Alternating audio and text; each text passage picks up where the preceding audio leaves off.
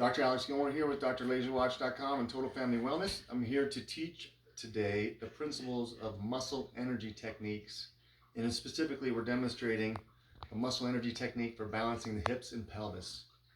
It's going to relieve a lot of back pain. I was given this particular exercise as a young man at age 21 when I believe an x-ray diagnosed arthritis in my L5-S1. The most common disc in the spine to degenerate and create arthritis and problems is the low back. And an osteopath gave me this exercise and had me do it every morning, and it was very, very helpful. And so that's one reason I know about it. Thank you, osteopath, which I can't remember her name, from 20 years ago or more. And here we go. We're teaching muscle energy technique. So when the pelvis comes out of balance, the whole spine can go off, the discs can get inflamed. If we can get muscle balance around there, create blood flow around the hips and pelvis, we can bring it back to balance. The muscle energy technique is designed to do that. So it's something you can do on yourself every morning. It's going to take you a minute and a half. And I have a follow-along video that we can link on here so you can see and just follow along with the minute and a half version, not the long version I'm going through here to explain it in detail and why and what. But really this is about releasing pain and creating balance in your hips and pelvis by yourself. So what I have here, thanks to the lovely Lisa for being our model today, what she does is she's going to bend these knees up to her hips. She's going to interlace her hands, preferably around her knees. If you can't reach that, you can just do it out to the sides like this. But what she's trying to do is she's going to push as hard as she can out with her knees. It's a 3x3x3 exercise.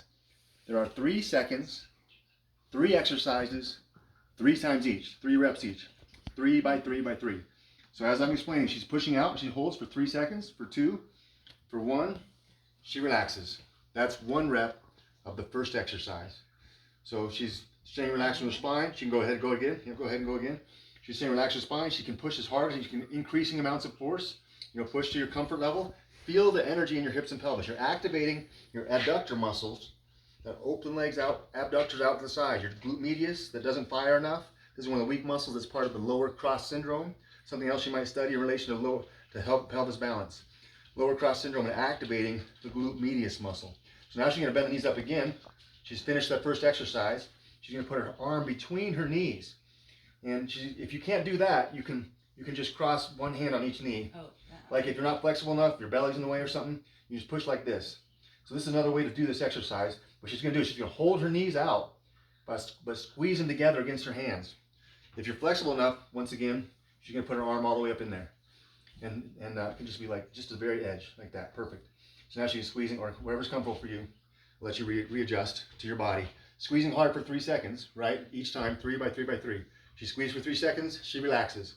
I like to do some breath in there. I usually take a huge breath in, and I squeeze hard and tense my whole body with a big inhale, and I exhale, relax, and I let it go.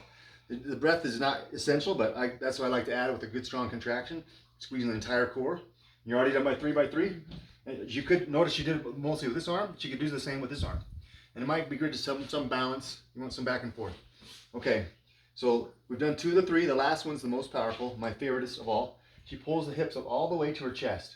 She can either wrap around, or she can grab one knee at a time.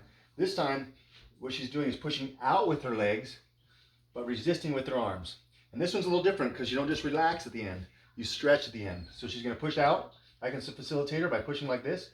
3 seconds, she relaxes, and she pulls it in deeper. You'll feel that really open up the lumbar spine and the low back, especially, I guess, probably for a spondylo.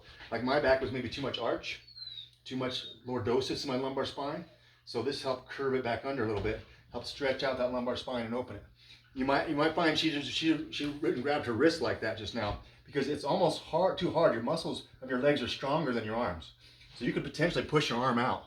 So it's better if you can reach across and push out for the full force, but it's not essential. And so she's done this 3x3x3.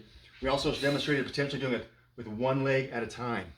She can just pull one leg up, push out, pull, push out, pull. Same process, the 3-second contraction, the relaxation, pulling it in deeper. Yeah, you're doing that for us? Yeah. So then the final piece that we're going to explain is what I did in the second video, kind of an upgraded version of this exact technique. And what that does is it introduces the other angles. As we walk, one hip rotates forward. So I step forward with my right leg, my ilium, if this represents my ilium, it rotates, and it drops down in the back. The other one rotates just the opposite. These innominants, they call them, where your ilium, part of your pelvis twists back and forth. And that can get stuck. Most people are stuck with one hip back and one hip forward. And their pelvis is out of place. It makes the whole spine have to trip and compensate because their hip joint, their SI joint is either sloppy or just stuck altogether, not moving well, and certainly not in balance with the other side. So this is where really listening to your own body's individuality becomes powerful. And you can apply this technique, listening to your own body really closely. Same thing, it looks the same to begin with, and from the outside, she wraps her arms around. She's gonna do the push out version, the step one, the first exercise. But rather than just pushing out, she's also gonna push forward with one leg, and maybe back with the other. Or just pushing one leg out and out. She's going diagonally. You can see diagonal, pushing out this way, maybe back this way. So it's gonna create that pelvis moment where it creates a rotation in the hips.